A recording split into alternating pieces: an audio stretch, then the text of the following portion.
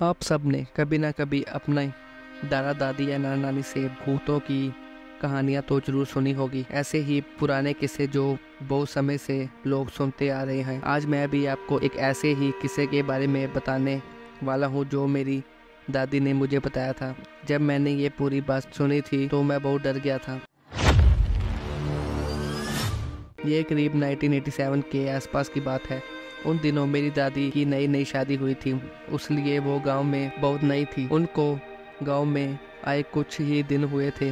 गांव में मेरे दादा की फैमिली अच्छी खासी अमीर हुआ करती थी। उनका पक्का घर भी था जिसकी दीवारें तो ईंट से बनी हुई थी, लेकिन छत पक्की नहीं थी, बल्कि छत को बांस और टीन से ढका गया था। दादा जिस कमरे में सोते थे वो कमरा भी नया नया ही बना था। उन दिनों दीवारों में खिड़कियां नहीं होती थी, बस रोशनी के लिए बीच बीच में दीवार से कुछ ईंटें निकाल दी जाती थी। गांव में हमारे घर के पास ही एक तालाब भी हुआ करता था जिसमें दूसरे गांव के लोग अपने गाय भैंस नहलाने के लिए आते थे। एक रात सोते सोते दादी को अचानक टॉयलेट जाने की जरूरत महसूस हुई। उन दिनों गांव में किसी भी घर में टॉयलेट नहीं होते थे। सब लोग गांव से बाहर तालाब के पास ही टॉयलेट के लिए जाया करते थे। दादी की आँख खुली तो बाहर अभी भी अंधेरा था, लेकिन सुबह होने ही वाली थी। गांव के मछुआरे सुबह सुबह तालाब में मछलियां पकड़ने पहुंच जाते थे, इसलिए दादी ने सोचा कि चलो डरने की कोई बात नहीं है, और ये सोचकर दादी अकेली ही किसी को बिना बताए बाहर उस तालाब के पास चली गई। अब कुछ देर बाद जैसे ही दादी वहां से वापस आने लगी, उनको उस तालाब के दूसरी तरफ कोई आदमी खड़ा दिखा। वो एक बहुत ही पतला आदमी था और उसने एक बनियान और लुंगी पहनी हुई थी। दादी को लगा कि शायद कोई मछुआरा होगा, मछली पकड़ने के लिए वहाँ आया होगा, लेकिन तभी उस आदमी ने दादी को देख लिया और देखते ही वो भाग के दादी की तरफ आने लगा। ऊपर से वो आदमी अजीब तरीके से भाग रहा था। दादी समझ गई कि ये पक्का कुछ और ही बला है। दादी जल्दी से वहाँ से भाग के अपने घर आ गई और चुपचाप कमरे में आकर लेट गई। उन्होंने तब भी किसी को कुछ नहीं बताया, लेकिन इसके बाद उनके साथ जो हुआ वो तो बहुत ही डरावना था। जिस जगह दादी लेटी हुई थी ठीक उसके ऊपर दीवार में जगह जगह वो छेद बने हुए थे, और तभी दादी ने देखा कि वही शैतान उन छेदों में से अपना सिर और हाथ निकाल के उनको पकड़ने के लिए इधर उधर हाथ हिला रहा था। ये देखते ही दादी की चीख निकल गई। दादी की आवाज़ सुनकर घर के सब लोग जल्दी से भागते हुए उनके पास आए तो दादी ने सबको पूरी बात बताई। फिर किसी तरह सब ने मिल के दादी को शांत किया और उनसे कहा कि आज के बाद रात के समय ऐसे कभी अकेले बाहर मत जाना।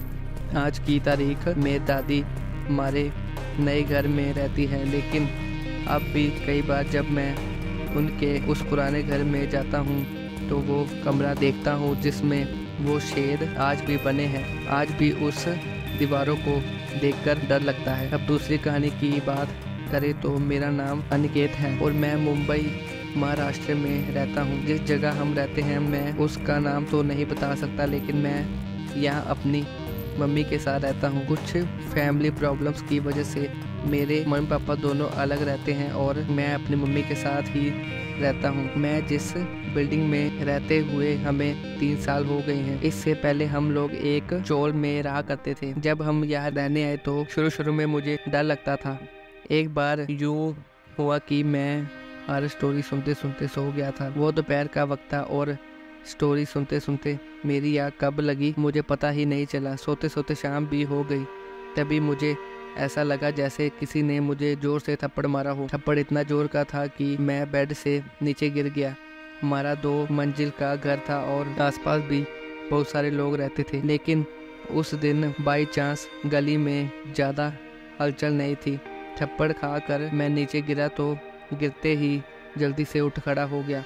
उठते ही देखा तो पूरे घर में अंधेरा था, जिसकी वजह से मुझे कुछ दिखाई नहीं दे रहा था। शाम करीब 7:30 बजे का वक्त था। तभी मुझे ऐसा लगा कि जैसे कोई हमारे ऊपर वाले फ्लोर पर गया है। मैं जल्दी से उठकर बाहर का दरवाजा खोला तो देखा कि हमारे सामने वाला जो पड़ोसी था वो हमारे घर आ रहा था। उसे मेरी मम्मी से कुछ काम था। उसने मुझसे पूछा कि आंटी हैं क्या। घर में। मैंने कहा नहीं मम्मी तो नहीं है, लेकिन तभी हमारे ऊपर वाले फ्लोर का दरवाज़ा एकदम से बहुत ज़ोर से बंद हो गया।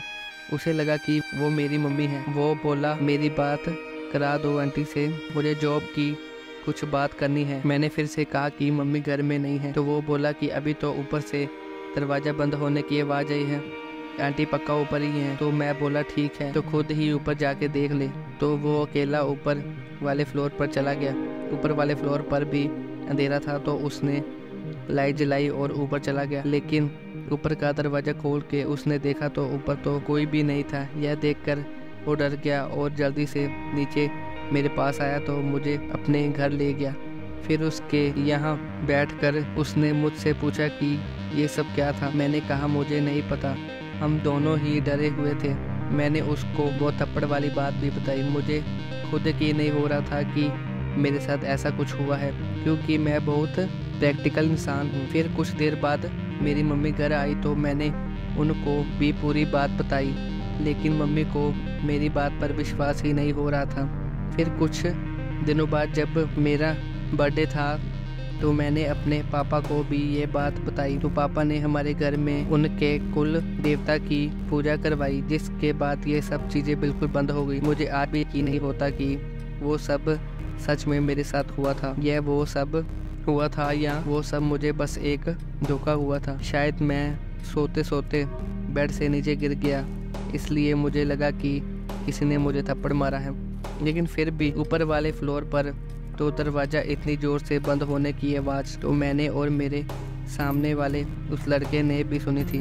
वो तो कोई धोखा नहीं था। दोस्तों, आपको ये कहानी कैसी लगी? अगर पसंद आई तो वीडियो को लाइक और शेयर ज़रूर करें।